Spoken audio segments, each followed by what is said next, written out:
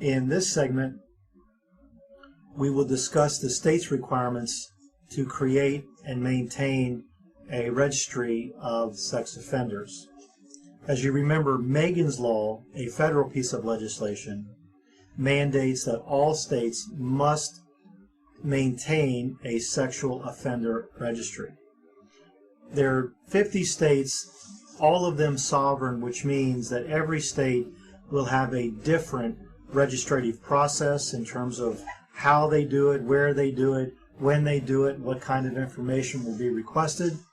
So it seems to me to be impractical to discuss all 50 states.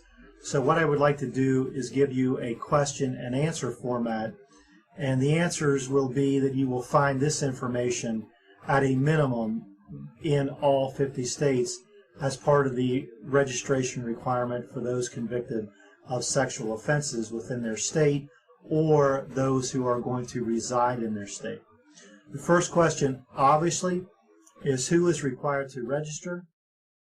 There are three categories that you will find. One is anybody who has been convicted of a sexual offense.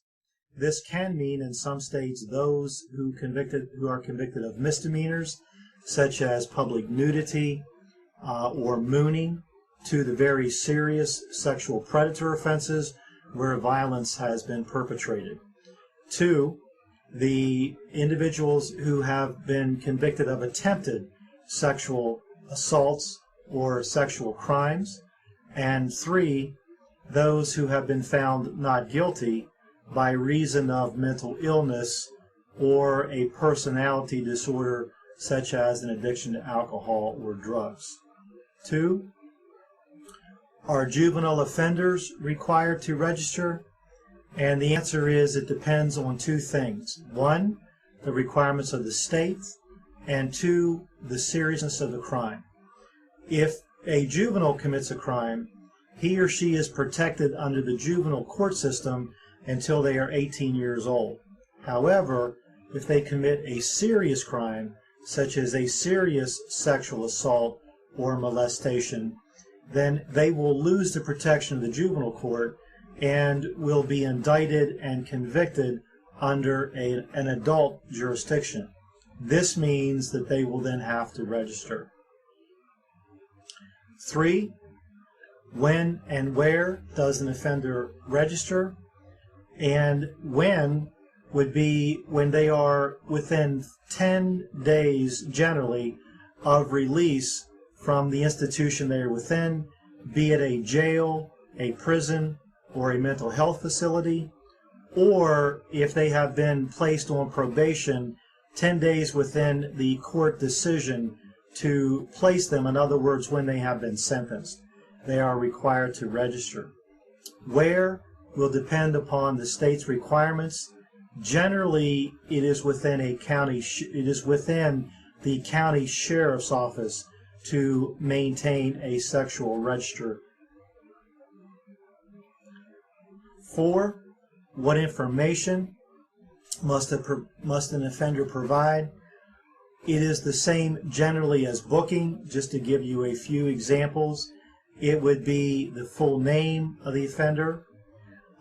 It will be a social security number, a full-faced photograph, any residence that they have lived in or are planning to reside to, any employment that they are going to go to upon release, or any schools that they are also going to attend, as an example of that.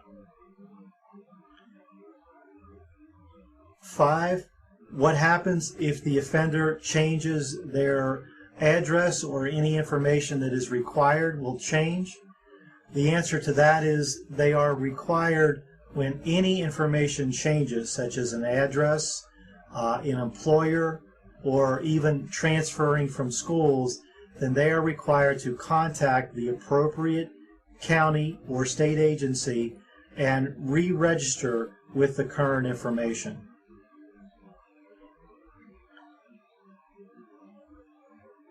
What happens if the offender moves from one state to another? Again, they are required by law to contact the state that they are going to move to. It can be either a county, a state, or even a country. It is their responsibility to contact the appropriate authorities and re-register or register. What if the offender lives in one state or goes to school in another state or vice versa? Then they are required in many instances, depending upon the agreements of the contiguous states, they are responsible to contact the appropriate agencies in the states that they are going to work in or the state that they are going to go to school in. So they will be registered in 2 states as opposed to 1. Is registration a lifetime requirement, or how long do they have to register? What I found by perusing the various statutes is it depends upon the state. Generally, it will range anywhere from every year for 10 years to, depending upon the seriousness of the crime, it can be every year for the rest of their life. There is no one answer to that one. It again depends on the state that you reside in. What most people are concerned with is, are there penalties that are provided if you fail to register or if you lie to the authorities as part of the registration process? Again, the answer depends on the state that you reside in. Generally, if you fail to register the first time or give false information the first time, it is a misdemeanor. And as a misdemeanor, you will be placed in jail or a regional jail facility for no more than 1 year and fined up to $10,000 and or both. If you fail to register or you lie twice, then you are going to be convicted of a felony, which means that you are going to do a minimum of 1 year in prison up to a maximum of 10 years and can be fined up to $100,000 and or both. What information is released to the public? Again, it depends on the agency or the county sheriff's department in terms of the sophistication of their dissemination process. Usually it is by a website, and you will find that they range in sophistication from a very skimpy description. Sometimes the photographs are not provided, to a very complex and sophisticated website where it can be very organized and very complete and is updated on a regular basis. So generally, that's what you will find in requirements of state registration. These are very controversial requirements, and again, going back to Megan's Law, you can see where some of the controversy lies with if you have committed a minor sexual offense, which can be something as silly as public nudity, then you can be required to become a sexual offender by registration and can be humiliated for up to 10 years.